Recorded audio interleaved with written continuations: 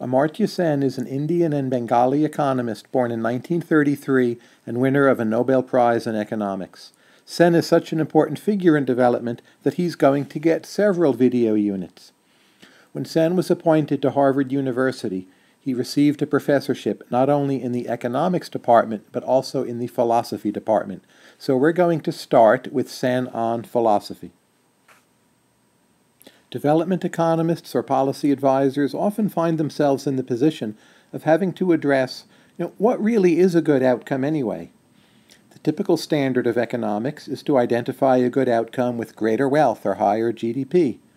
But Sen made the point that a country can be wealthy, but perhaps not everyone in that country is very happy, or maybe people don't live very long, or maybe they have lives which are by some standard impoverished or lacking. So Sen has been a consistent critic of using wealth or GDP as a metric for a good outcome.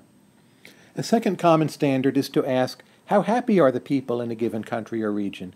But Sen makes the point that happiness is an extremely subjective thing to judge. It's very hard to say who is happy and who is not. Finally, some philosophers, some observers suggest what is called a basic needs standard for a developing economy. Look at a region and ask, do people in that place have their basic needs satisfied? But which exactly needs are basic and which are not basic? Sen has stressed the point that the basic needs standard, it's about what you send people, and it's not really about what they can do with what they've been sent. So for all these reasons, Sen has rejected wealth, happiness, and basic needs as the best standards for a good outcome. What then? Sen suggests the notion of capabilities.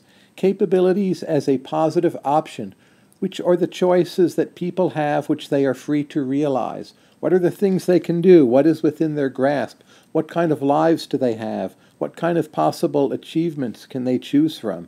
This is Sen's notion of what is a good outcome. When one outcome offers better capabilities to the citizens of a region than another, we can judge that to be the better outcome. For Sen, capabilities is an absolute concept, not a relative concept. It doesn't depend upon comparing the options of one person to another. And the notion of capabilities for Sen, it also respects human diversity. That is, it notes that simply sending people resources doesn't make their lives good. The question is, what can people do with those resources? So Sen at one point makes the example of a bicycle.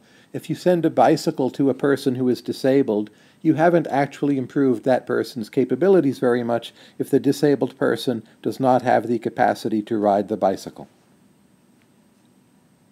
This is all very abstract and philosophical. What does it mean on a concrete level? Well, people disagree. But one thing is for sure, Sen developed these ideas in the 1980s, and they have had a big impact on the United Nations Human Development Index. The Human Development Index doesn't only look at wealth, but it looks at life expectancy, adult literacy, and school enrollment in judging how good an outcome is and judging how developed a country is. Sen himself stresses that he does not have a particular or exact list in mind for the relevant capabilities. From Sen's point of view, it's really something that an individual country or region needs to choose using a democratic process. But other people who have been influenced by Sen, they have talked quite a bit about what the capabilities should be. Some philosophers have suggested health, play, imagination, gender equality, autonomy, freedom of speech, all as being possibly important parts of the capabilities concept. Where do we stand with this? The critics say that Sen's notion of capabilities makes some sense, but it's very hard to operationalize. We do have one operationalization, the UN Development Index. It remains to be seen how much more useful we can make Sen's notions of capabilities.